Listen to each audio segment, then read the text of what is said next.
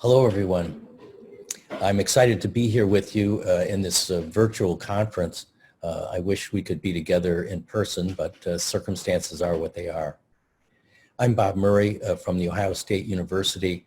My focus has been in gastroenterology and nutrition, and I had a 10-year stint on the Council on School Health for the Academy of Pediatrics. So I'm going to speak with you a little bit today about the whole child model, which I know you all know well.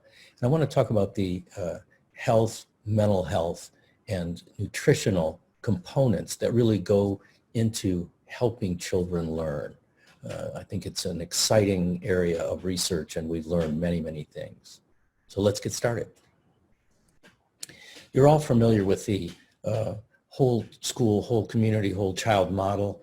It really tries to talk about the environment in which the child grows up, develops, and thrives. And we know more and more how interconnected these are, the school experience, the home experience, and the community experience. So there are many, many ways that we can work together to make this happen. The theme I want to give you for this particular talk is that together we can put a better student in the chair. We can bring out from the child the best that they can do if we pay attention to all the factors that go into their success in school and out of school. So this is called the learning connection, and it really has to do with how the health information and the nutrition information and the social information that we're gathering from research can be converted into better learning and better execution as a student. How are we learning all this stuff? The amazing thing has been how technology has really pushed since the past 2 decades, really, pushed into fields that we never were able to get into in the past. And so technology has really opened up the opportunity to ask difficult questions about children, what they're thinking, how they learn, ways in which we can improve our interaction with them.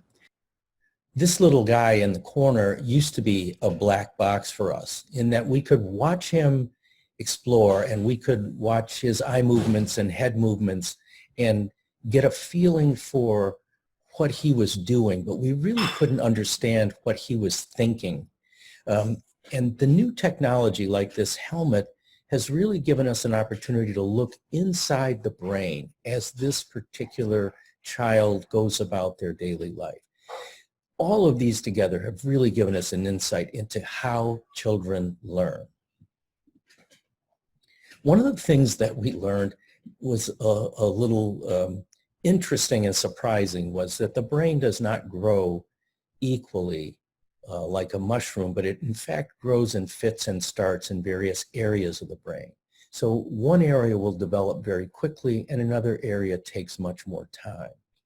One of the ways you see this as a parent or a preschool teacher is you can see the child move into the terrible twos. And what happens is their emotional center at the middle of the brain develops very quickly and makes them become much more prone to emotional outbursts, anxiety, sometimes fearfulness of strangers or other situations. They're very impulsive. They can be highly stressed, and they're inattentive. They have a very short attention span. And this occurs in that second year and third year of life. So this develops first and really changes the child's personality. What brings this under control is the development of the frontal cortex, the front brain, which is really the human part of our brain. This area of the brain is calm and calculating. It's focused. It plans ahead. And it asks the question, what if I do this? What are the consequences or the potential outcomes? This is logical, it's organized, and it's adaptable. This is what we want for our children in life, in social life, but also in school. This is a learner. And so this takes time to develop, and it also takes practice. And that's one of the things that parents and educators need to know. Children need to practice their front brain skills to become masters over it. So all of this is built on the early toddler who is exploring their world in a sensory motor way. If you watch a child, you know, we call them rugrats. They're sitting on the rug and we say, oh, they're playing with their toys. But in reality, these young children are exploring and studying their environment, trying to learn what things do and how they can use them differently. And it's this exploration for the first year or two on which we build all their later skills, their language skills, their gross and fine motor skills, their ability to communicate, and then higher functions such as writing, abstractions like mathematics. All of these are built out from this child's rich exploration of the world. So our abstract thinking is really connected with, and our school function is really connected with this early childhood experience. One of the things we've learned is that food, the exploration of food, is also part of that learning. Children approach food the same way they approach everything else. They look at it as kind of a mystery. Each thing is new, and it's that learning during that time on which they build their later diet pattern. This development of the brain, particularly the executive functions of the brain, won't be complete until the child's in their mid-20s. And that gives us a great opportunity to adjust to and overcome problems that might have occurred earlier in life when we get the child in school. You can see here executive functions on the top left. They develop very, very quickly in the preschool and grade school years. And then they're refined in middle school and high school. And they don't stop actually getting refined until the mid-20s.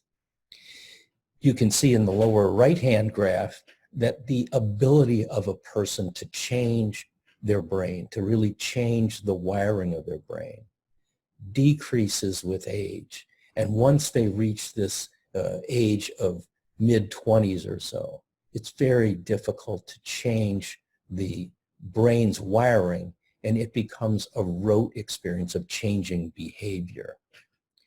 So the plasticity of the brain is really what we've been studying for the past few decades using these new techniques, and we're understanding more and more what are the factors that we can use to take advantage of this plasticity while the child is still young. We found a literature in 3 research areas that these are the 3 things that make a difference. One, and most powerfully, is nurturing.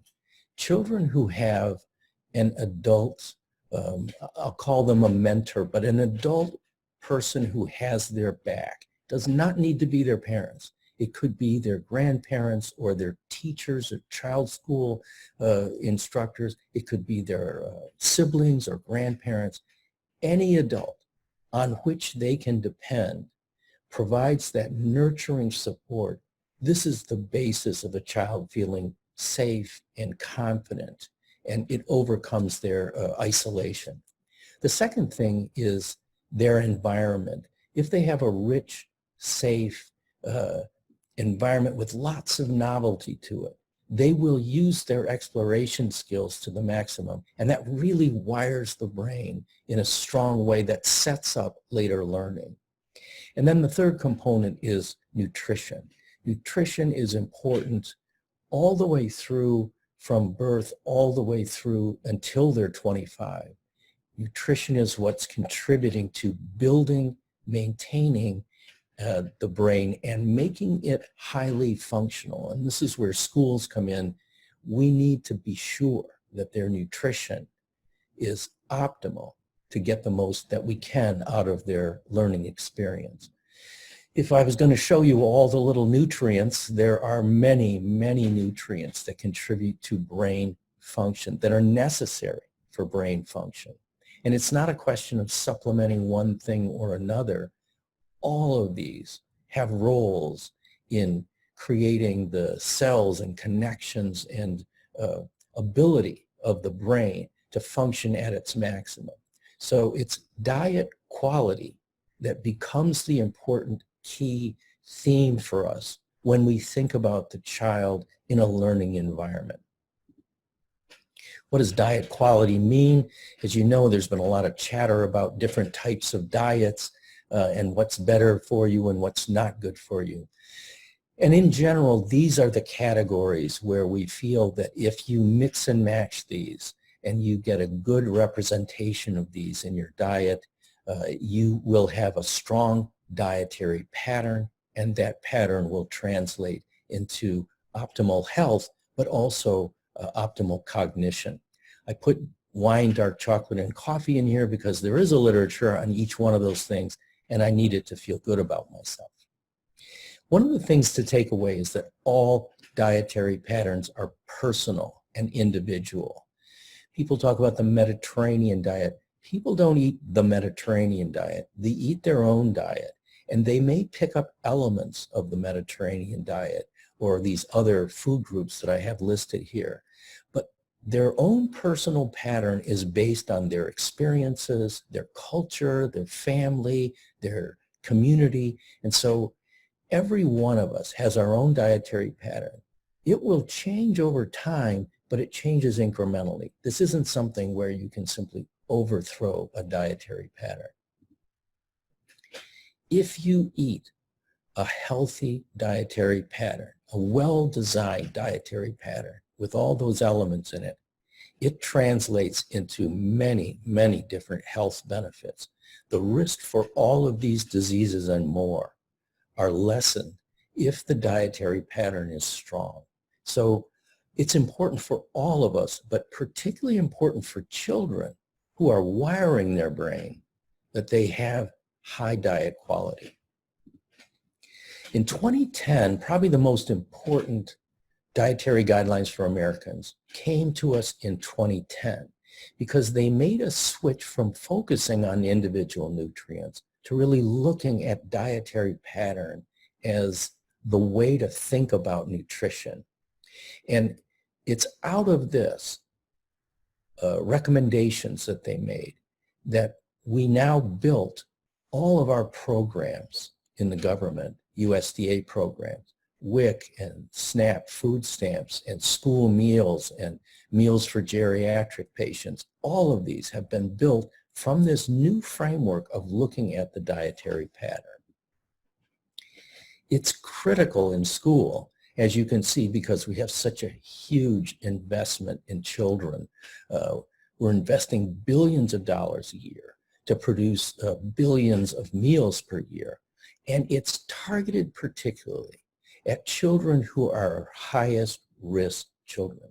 So of the things that we need to provide, nurturing, a quality environment, and nutrition, school meals play a huge, huge role. As you can see, over 50% of the kids in the country qualify for free and reduced price meals. That's an indication of how tenuous finances are for families across the country. Well, 1 in 5 children are food insecure, meaning at any given time, they may not have food in their home. And when you think about this in terms of their behavior, their attention, their ability to learn, those children are highly vulnerable to failure if we don't put a floor under their nutrition and really build their diet quality, and school meals do that. So in 2010, based on the dietary guidelines, the Healthy Hunger-Free Kids Act began to rethink the way school meals should be created, assessed, and provided. And they made many, many changes within the school meals, some of which were extremely challenging for schools to adjust to, both financially and logistically. One of the most important things that they did in this act is they finally gave USDA authority over meals and snacks that were served in competition to school meals. This was a big money maker for schools, but an extremely detrimental nutritional problem that needed to be revised. So USDA took over that authority and began to protect the school meal and make sure that the vended foods and other foods that are sold around the school meal are of a much higher quality to meet dietary guidelines. How do we know that we're being successful? Well, what the government does, the USDA does, is they use a healthy eating index tool, and they basically apply points for each of the foods that are in a dietary pattern or in a dietary offering, such as in school. And as you can see, the majority of them have to do with beneficial foods they want the children to eat. And then at the bottom, you see foods they'd like to moderate greatly, such as sodium and added sugars and saturated fats. So they assign points. You can get a total of 100 points if you have a perfect diet, meeting all of the recommendations, the serving recommendations from the USDA. Well, you can see how we're doing in America at the bottom. 2 to 5-year-olds, around 60 points out of 100. 6 to 11-year-olds, a little worse. And 12 to 17-year-olds, a little worse still. And some of the worst diets in America are among adolescents, as you can imagine. It's interesting to me that those over 65 finally get religion and start to eat a pretty good diet. But the real opportunity is for us to get young children to eat at that same quality level. So how are we doing in schools? It turns out school meals adjusted extremely well to the new recommendations and have become a very powerful force for child nutrition. You can see the HEI scores here comparing 2009-10 before the new rules were put into place. And those in 14 and 15, 4 years later, after the rules had been established in school. And look at the numbers that they moved from 58 to 82 points out of 100 ideal for school lunches, and to 71 out of 100 ideal for school breakfast. And this was done without giving school food service a lot of extra money. It just required tremendous innovation on their part, and they really, really stepped up. One of the things that schools have done after USDA began to recommend shifts in those types of vended foods, one of the major changes has been in beverages in school. Children today have a much different profile of beverages than they had in the 1990s. Soft drinks and non-fruit juices, fruit drinks, those kind of things that are sold, basically sugar water with flavoring in them, those have constricted greatly to make way for things such as 100% fruit juice, and particularly water, which is vended all across schools in this country. It provides a good revenue source, and it is something that really has made a difference in diet quality for children of all ages, but particularly in middle and high school.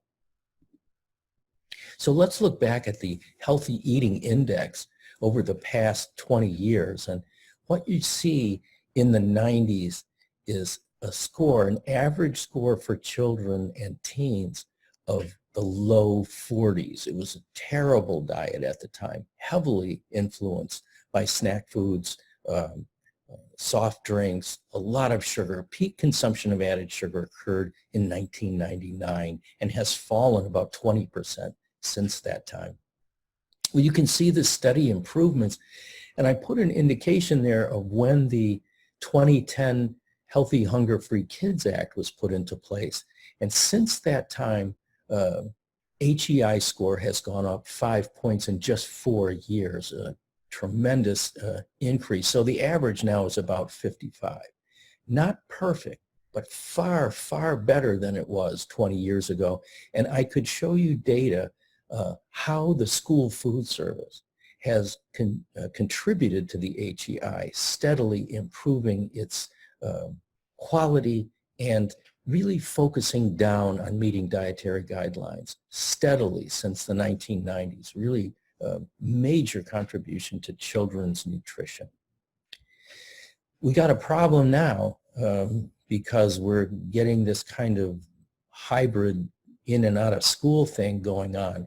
It was always a problem in the summertime. Kids were in their home community for 3 months. Children who were food insecure were greatly stressed during the summer to get meals. Now, all across the country, they're all in the same boat. How do we get the kind of diet quality to them that schools used to provide when we were in full-time school? How do we do that now when they're in a hybrid model around the country? It's a huge challenge.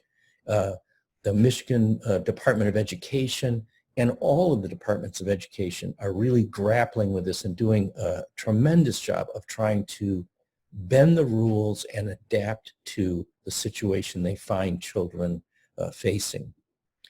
The most powerful tool the USDA gave us in the last decade was the Community Eligibility Provision, the CEP. And as you know, what this does is looks at schools and school districts in terms of their overall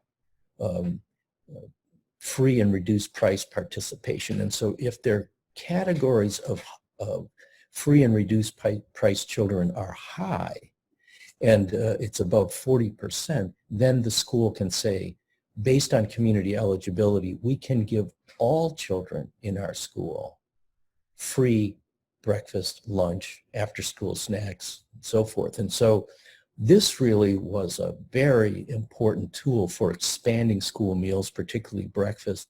Communities are using that now and have been using it in the summer to put meals into churches and rec centers and hospitals and all around the community so that children can access the same type of meals that they might have gotten in schools, the same type of diet quality that they might have gotten in schools within their neighborhoods.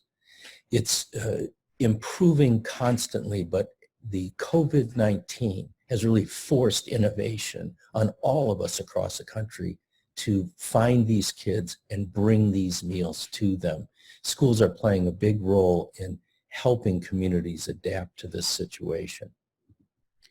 Okay, so let's talk now about how learning occurs and why these various pieces of the whole child model that are based on the physical and mental well-being of the child, how do they pay off for learning? One of the things that's interesting about learning is that we encode new memories, meaning if I tell you a new piece of information, you will put it in working memory and you will link it with other things that you know. And it will eventually, if you focus well on it, it will lock into memory storage that you can then retrieve. But this is a tenuous thing. Encoding and storage requires the child to be attentive and to have enough time to allow this process to occur. So it has great ramifications whether or not the child is fed, comfortable, and engaged enough to take this new learning that the teacher's giving them and encode that in memory that is locked into storage and can be retrieved. Here's what I mean. If you look at the upper panel here, you're seeing a CAT scan of the brain. You're essentially looking from the ground up at the brain that's been sliced this way. And what you notice here is that it's lighting up during fasting in the middle brain. This is what we talked about, the terrible twos and the terrible teens. The middle brain is our emotional center, and it grows quickly, and then the front brain begins to bring it under control. In a fasted state, the middle brain is firing. We are food seeking, we are inattentive, we are focused on other things, and we cannot focus well our attention on learning. But look what happens when you feed that child below. The part of the brain that lights up is the prefrontal cortex. That's that executive function rich area that really allows the child to be logical, planful, thoughtful, attentive. This is the student you want in the chair. The child on the top who's hungry cannot learn optimally, and they can't encode new memory because they're not focused with all their tools. So we want this child to be calm, focused, organized, and ready to learn. And breakfast is the most powerful thing we have to ensure that that happens at the start of the day. Why is that so important? If you look at the things that the Dietary Guidelines Committee recommended in 2010, they wanted more whole grains, fibers, and these are so-called low glycemic index foods. They don't cause a big burst of blood sugar. They slowly supply their sugar over time. And of course, sugar is what the brain uses for its energy source. So what you see in a child with a very strong diet quality, who has a lot of whole grains and other foods, proteins and fats in their diet, they will flatten that glucose curve after a meal and extend it for a long period of time. And this is what's key. If you're looking at them in class and it gets to be 9 and then 10 and then 11, that's where these high quality foods pay off compared to foods that may give them a burst of sugar but doesn't last. And the science is very clear. This study grouped 45 different breakfast studies, many different types of evaluations. And what the takeaways were that nearly every study on the impact of breakfast in school was positive. Math and memory were better. It helped with satiety, attention, memory, and particularly in the late morning, and this is key. And it also had the greatest effect on the most vulnerable kids, the kids who were impoverished, who were free and reduced, who were most likely to be children with food insecurity. These are the kids who it really paid off for on their scores. We've made great headway on school breakfast because of the work of superintendents, principals, and teachers, and bringing this into the school and into the classroom. Lots and lots of increase in breakfast has had a good impact. You can see that the percent free and reduced remains very high at school breakfast. So we're actually serving the kids with the highest need that really need this to perform. And the data, this is from Share Our Strength and the Deloitte Institute, the data shows that kids who get breakfast complain less of hunger, they are more attentive, they come to school and they're less tardy.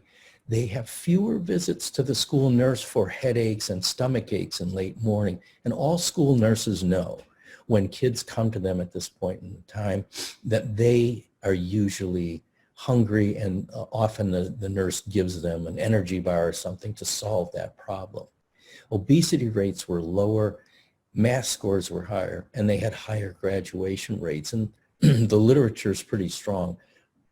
Nutrition really improves the child's performance in school and leads to much better outcomes later in life.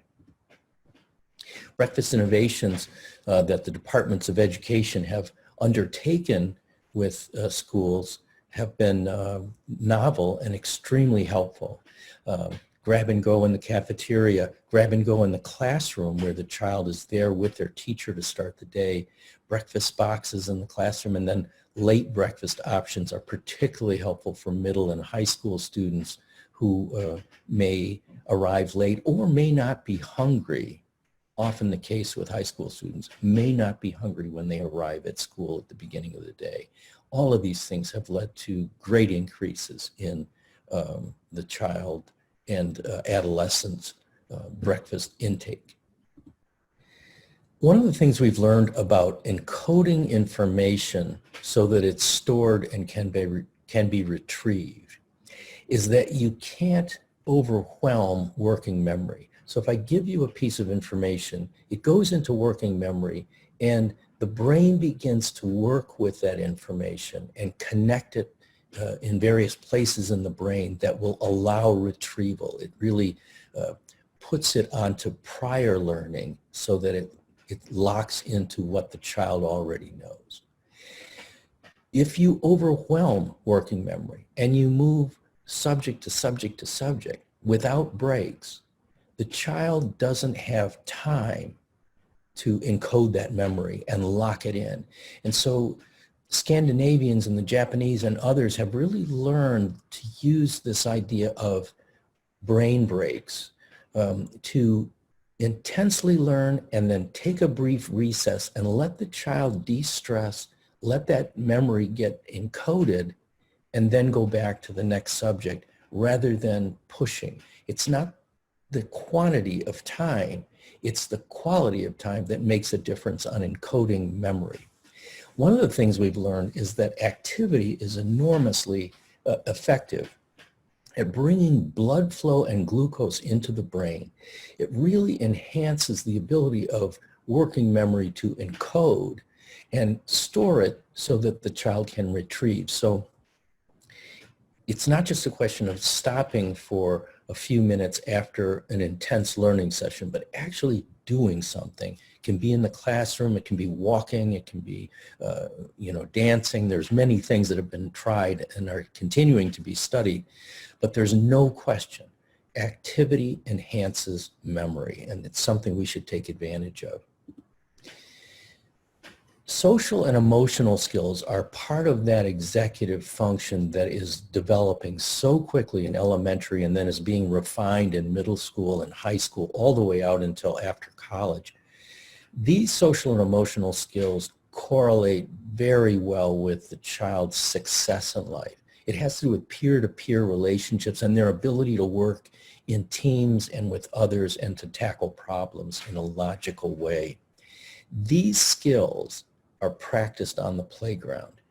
These are the things where peer-to-peer, children learn to share, they learn to problem solve, they learn to manage difficult challenges in a kickball game or something.